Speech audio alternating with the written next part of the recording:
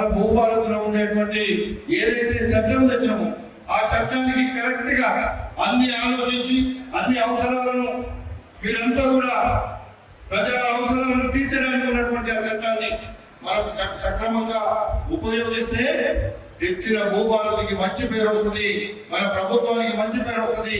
ప్రభుత్వం మంచి ఉద్దేశంతో తీసుకున్న ఈ కార్యక్రమం గ్రామీణ ప్రాంతంలో ఉండే అట్టడుగులో ఉన్నటువంటి రైతాంగానికి వెళ్ళాలని చెప్పి ఈ సందర్భంగా నేను మంత్రి గారి ద్వారా తెలియపరుస్తూ ఉన్నా.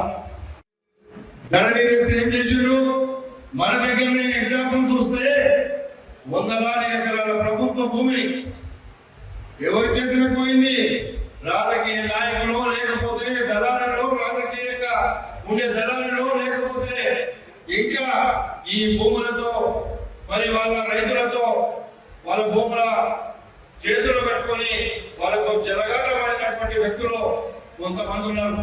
వాళ్ళందరినీ కూడా ఎవరు ఎక్కడ తప్పు చేసినా సరే, ఎంత పెద్దోళ్ళైనా సరే, ప్రభుత్వ భూములు ప్రభుత్వం దగ్గరనే ఉండాలి, లేదా పేద ప్రజల దగ్గరికైనా పోవాలి తప్ప ఎక్కడో మీరు తీసుకున్నటువంటి ఆ భూ యొక్క ధరణి ద్వారా ఏదైతే తీసుకున్నారో వాళ్ళు దొంగ చాటున దొంగ దెబ్బ కొట్టి వాళ్ళకు సొంతం చేసుకున్నటువంటి ప్రభుత్వ భూములన్నింటినీ కూడా ఈ భూభారతి చట్టంలో తీసుకోవడానికి అవకాశం ఉందని ఇప్పటి వరకు మన కలెక్టర్ గారు మీకు అందరికి చూపించారు.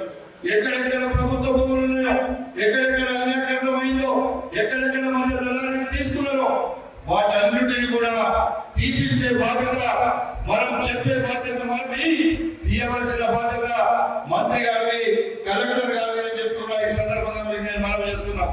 ఇవన్నీ కూడా మన యొక్క ప్రజల యొక్క ఇబ్బందులు పెట్టినటువంటి కార్యక్రమాన్ని తీయడానికే భూభారతి మన ప్రభుత్వం తీసుకొచ్చింది.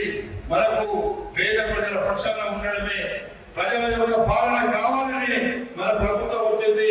ప్రజా పాలనలో ప్రజలకు ఇబ్బంది లేకుండా, ప్రజలకు ఎక్కడ కూడా ఇబ్బంది జరగకుండా మన అధికార యంత్రాంగాన్ని మంచి పేరుగా తీసుకురావడానికి మనం ఒకవైపు, వారు కూడా ఒకవైపు పనిచేస్తే తప్పకుండా ఒక్కరు ఇద్దరు పక్కన పోయినా పర్వాలేదు, అందరం కలిసి పేద ప్రజల పక్షాన, రైతుల పక్షాన, గ్రామీణ ప్రాంతాల్లో ఉండేటువంటి రైతాంగ పక్షాన మనందరూ ఈ భూభారతి చట్టాన్ని సక్రమంగా అమలు చేయడంలో ఎవరం కూడా ఎదుగంజ వేయకుండా మనం ముందుకు సాగుతాము.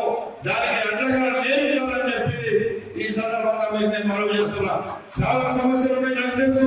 నేను ప్రతిరోజు మాట్లాడుతూ ఉన్నా. ఏ మండలానికి పోయినా, యాచారం పోయినా, మంచాలు పోయినా, ఇబ్రాహీంపట్నం వచ్చినా, లేకపోతే అక్కడాపూర్ పెట్టిపోయినా ప్రతి మండలంలో సమస్యలు ఉన్నాయి.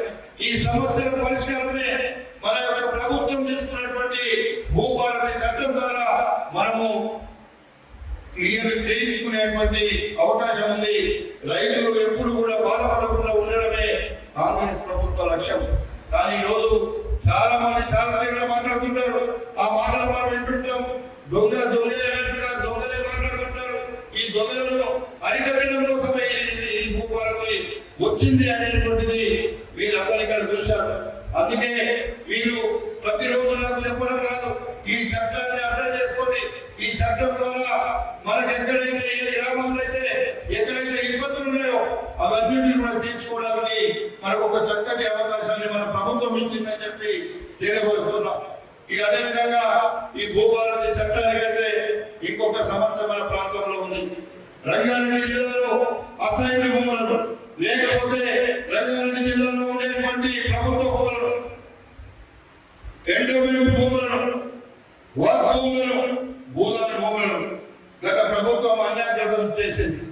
ఆ అన్యాకృతం చేసినటువంటి ప్రతి ఎకరా, ప్రతి గుంట బయటికి తీసి నిజమైనటువంటి బెనిఫిషియర్స్ ఇవ్వడమో, లేదంటే ప్రభుత్వం దగ్గర ఉంచుకొని పేద ప్రజలకు పంచడం అనేది జరగాలనేటువంటిది నా యొక్క ఉద్దేశం అని చెప్పి మంత్రి గారిని కోరుతా ఉన్నా. ప్రమాణం చేసిన ప్రతి మాట ప్రజల దగ్గరనే ఉండేది అనేటువంటి విషయాన్ని కూడా మీకు ఈ సందర్భంగా మనం చేస్తున్నాం. అందుకే ప్రజా సమస్యల పరిష్కారమే కాంగ్రెస్ పార్టీ ప్రథమ లక్ష్యం. ఆ లక్ష్యాన్ని నెరవేరేంత వరకు మేము ప్రజల దగ్గర ఉండి కష్టాలు తెచ్చడానికి పనిచేస్తామని చెప్పి